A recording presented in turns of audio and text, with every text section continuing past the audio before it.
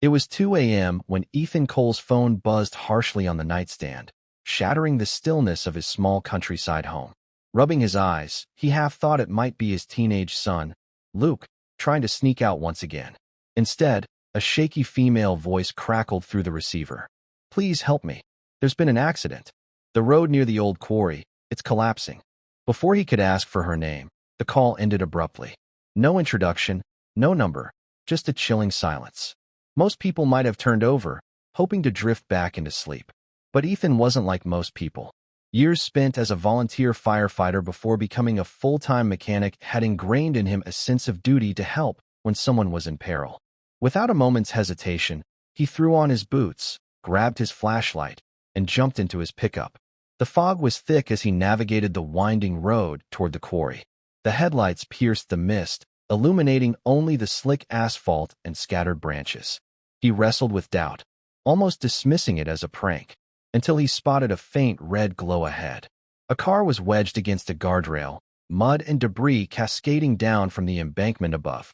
Inside, a woman was trapped, weakly pounding on the window. Ethan's heart raced. "Hang on. I'm coming." He snatched a crowbar from his truck and shattered the window.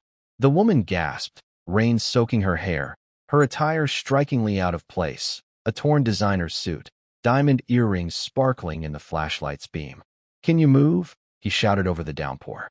"My leg is stuck," she grimaced. The ground quaked beneath them. Rocks shifted ominously. Another landslide was imminent.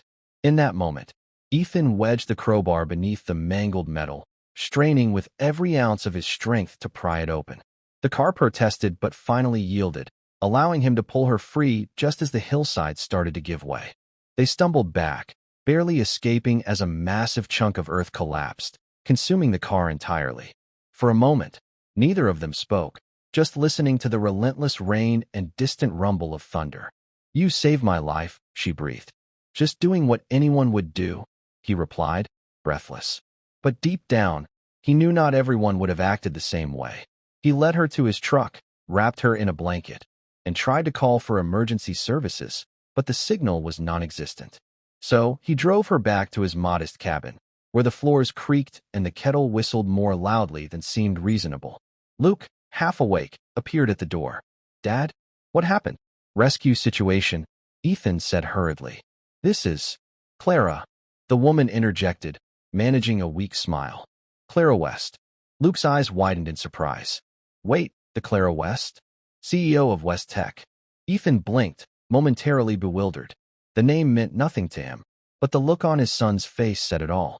The woman at the kitchen table wasn't just anyone. She was a towering figure in the business world, known for her billion-dollar enterprise and an air of untouchability. Clara sat quietly, her hands cradling a steaming mug of tea. "I was coming back from a private meeting when my driver took a wrong turn. The hillside, it gave way, and I tried to call for help but must have dialed the wrong number." She met Ethan's eyes. "And then you showed up." He shrugged slightly. "I couldn't just ignore it." A pause settled between them, and then she added softly, "Not many people would leave their beds at 2 a.m. to help someone they don't know." Ethan offered a faint smile. "I've been in need before. I know what it's like." The following morning, a helicopter appeared on the horizon, its blades roaring through the air as it descended into the nearby field. Clara stood at the door, looking composed with her ankle wrapped in one of Ethan's old shirts. A team of security officers rushed toward her, calling her name. She glanced back at Ethan. "They've been looking for me all night," she said. "You didn't just save my life. You prevented a national crisis." He chuckled lightly. "Looks like I did something right for once." Clara paused at the helicopter's entrance. "Ethan, I owe you a debt I can't measure. If there's anything you need." He shook his head. "Just take care of yourself." But Clara had other ideas. A week later, a sleek black car rolled into Ethan's driveway. A messenger handed him an envelope sealed with West Tech's emblem. Inside was a letter and a business card. "Ethan, sometimes fate calls the right person by mistake. I'd like you to manage the repair fleet for West Tech Aviation. You'll enjoy full benefits and a brighter future for you and Luke." "Clara." Ethan stared at the letter, feeling a tremor in his hands. Luke burst out of the house, eyes wide with excitement. "Dad, is this for real?" He looked toward the distant hills where that landslide had occurred.